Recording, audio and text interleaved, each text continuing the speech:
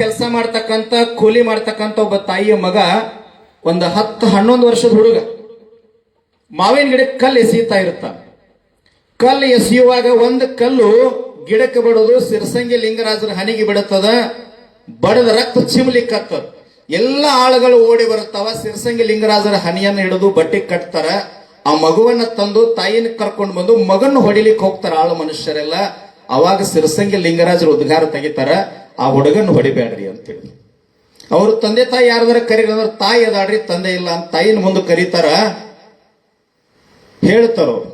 Sir ಹೇಳಿದ್ರಲ್ಲ, 84 ಲಕ್ಷ ಜೀವ ಯೋನಿಯೊಳಗ ಸುತ್ತ ಹಾಕಿ ಹಾಕಿ ಕೊನೆಗೆ ಮಾನವ ಜನ್ಮಕ್ಕೆ ಬಂದದ.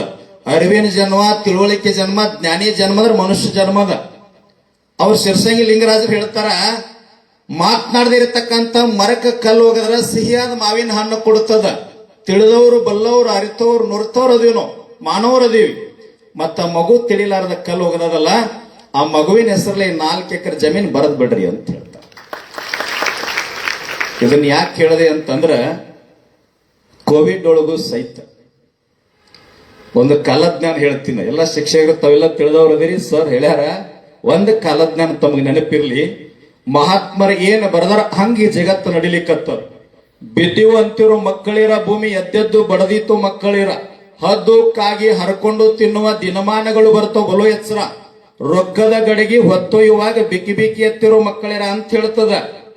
ಉಳುವಿ ಚನ್ನಬಸವಣ್ಣ ಅಂತೇಳಿ ಸಟಸ್ಥಲ ಜ್ಞಾನಿಗಳು ಅವರೊಂದು ಕಾಲಜ್ಞಾನ ಬರದಾರ. ಕಲಿಯುಗದೊಳಗ ಉಳುವಿಯ ಚೆನ್ನನು ಹುಟ್ಟಿ ಬರುವಾಗ ಜೊಳ್ಳ ಜೊಟ್ಟೆಲ್ಲ ಹಾರಿ ಹೋಗಿ ಗಟ್ಟಿ ಕಾಳು ಅಷ್ಟ ಉಳಿತಾವ ಅಂತ ಹೇಳ್ಯಾರ. ಮತ್ತ ಆತನೇ ಶಿವಗಳ ಆಶೀರ್ವಾದದಿಂದ ಕೋವಿಡ್ದೊಳಗು ನಿಮಗ ನಮಗ ಏನಾಗ್ಲಾರದ ಜೀವಂತ ಅದೀವಿ ಅಂದ್ರೆ ನಾವೆಲ್ಲ ನಿಜವಾಗ್ಲೂ ಗಟ್ಟಿ ಕಾಳ ಅದೀವಿ. ಮತ್ತ ನಾವೆಲ್ಲ ಏನು ಬೇಡಬೇಕು, ಏನು ಸಾಧನೆ ಮಾಡಬೇಕು. ಕೂಡು ಕುಟುಂಬದ ಬಗ್ಗೆ ಹೇಳಿದ್ರು. ನಾ ಗತ್ತರಿಗೆ ಭಾಗ್ಯವಂತೆ ಉದಾಹರಣೆ ಕೊಡ್ತಿದ್ದ ಸರ್. ಮನೇಲಿ ರಾಯಬಾಗ್ ತಾಲೂಕಿನ ಕಣದಾಳದೊಳು ಇವತ್ತೇನ್ ನಡೀತದ ನೋಡ್ರಿ. ಕಣದಾಳದೊಳಗೆ ರೊಕ್ಕದ ಹುಂಡಿ ಎನಿಸುವಾಗ ಲಕ್ಷಾಂತರ ರೂಪಾಯಿ ಬಂದ ಸರ್. ಒಂದ್ ಚೀಟಿನೂ ಬಂದದ್ರ. ಏನು ಬಂದದಂದ್ರ, ಮುಂದಿನ ಜಾತ್ರೆಗೆ ಬರೋದ್ರೊಳಗ ನಮ್ಮ ಅತ್ತಿ ಸಾಯುವಂಗ ಆಶೀರ್ವಾದ ಮಾಡು. ಗತ್ತರಿಗೆ ಒಳಗೊಂದು ಬಂದಿದ್ ಸರ್ ಇದು. ಅದನ್ನ ಹೇಳ್ತಾ ಇದ್ದೆ ನಾನು. ನಮ್ಮ ಜಿಲ್ಲೆಯೊಳಗೆ ಒಂದು ಹೊಸ ಸುಧಾರಣೆ ಇದೆ.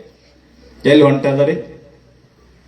ಏನ್ ಇತಿಹಾಸ ಇತ್ತು ಅಧ್ಯಾತ್ಮದೊಳಗಂದ್ರ ಅಹಂಕಾರಾರ್ಥಾಯ ಇದಂ ಶರೀರ ಇವತ್ತಾಗ್ಯದ. ಮೊದಲೇನಿತ್ತು ನಾನು ನೋಡಿದ್ರೆ ಪರೋಪಕಾರಾರ್ಥ ಇದಂ ಶರೀರಂ ಅಂತ ಇತ್ತು.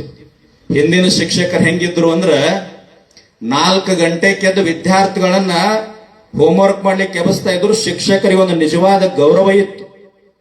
ಇವತ್ ಯಾಕ ಪದ್ಧತಿ ಬದಲಾವಣೆ ಆಗ್ಯದ? ಬಹಳ ಜನ ಹೇಳ್ತಾರ, ಕಲ್ಲು ದೇವರು, ಮಣ್ಣು ದೇವರು, ಮಠ ದೇವರು, ಮಸೀದಿ ದೇವರು, ಚರ್ಚ್ ದೇವರು ಅಂತ ಎಲ್ಲರೂ ಹೇಳ್ತಾರ. ಅದರ ನಡೆದಾಡೋ ದೇವರು ಶತಮಾನದ ಸಂತ ಸಿದ್ದೇಶ್ವರ ಸ್ವಾಮಿಗಳು ಹೇಳ್ತಾರೆ, ಕಲ್ಲು ಮಣ್ಣು ಮಠ ಮಂದಿರಕ್ಕೆ ದೇವರು ಅಂದಿಲ್ಲವರು. ಈ ಭವ್ಯ ಭಾರತವನ್ನ ಕಟ್ಟುವಂತ ಸದೃಢ ಜ್ಞಾನದ ನಿಧಿ ಆಗಿರ್ತಕ್ಕಂಥ ವಿದ್ಯಾರ್ಥಿಗಳು, ಯುವಕರು ನಿಜವಾಗ್ಲೂ ನಡೆದಾಡೋ ದೇವರು ಅಂತ ಹೇಳ್ಯಾರ. ಯಾಕೆ ಹಂಗೆ ಹೇಳಿರಬೇಕು? ಒಬ್ಬ ಸಂತನಾಗಬಹುದು, ರಾಷ್ಟ್ರಪತಿ ಆಗಬಹುದು, ಶಿಕ್ಷಕನಾಗಬಹುದು, ಡಾಕ್ಟರ್ ಆಗಬಹುದು, ಇಂಜಿನಿಯರ್ ಆಗಬಹುದು, ವಕೀಲ ಆಗಬಹುದು, ಮಿಲಿಟರಿ ಹೋಗ್ಬೋದು, ಪೊಲೀಸ್ ಆಗಬಹುದು. ಇವರಿಂದ ಭಾರತ ಕಟ್ಲಿಕ್ಕೆ ಸಾಧ್ಯ ಅದ.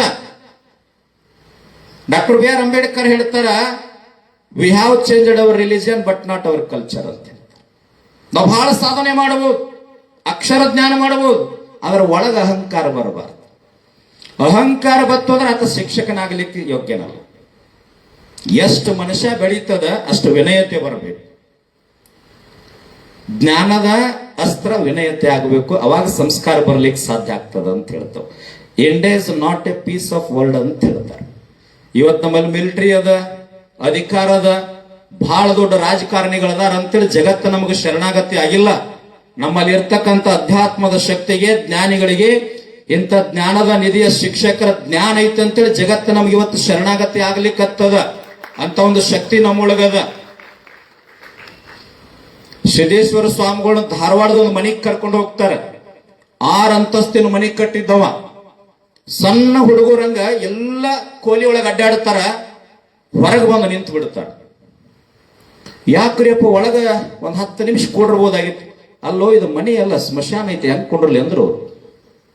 ಯಾಕ್ರಿ ಅಂದ, ಶ್ರೀಮಂತ 6 ಅಂತಸ್ತಿನ ಮನೆ ಕಟ್ಟಿನ್ರಿ, ಲಿಫ್ಟ್ ಹಾಕಿನಿ, AC ರೂಮ್ ಅದ, ಎಲ್ಲ ಅದಲ್ರಿ ಅಂದ. ಒಳಗೊಂದು ಮಹಾತ್ಮರ ಭಾವಚಿತ್ರ ಇಲ್ಲ, ಜ್ಞಾನಕ್ಕೆ ಬೇಕಾಗಿರ್ತಕ್ಕಂಥ ಒಂದು ಗ್ರಂಥ ಇಲ್ಲ, ಒಂದು ಅಧ್ಯಯನ ಜ್ಞಾನಿಗಳು. ಜ್ಞಾನ ನಮ್ಮೊಳಗೆ ಬರಬೇಕಾಗ್ತದ. ಮದನ್ ಮೋಹನ್ ಮಾಳ್ವೆ ಅಂತೇಳಿ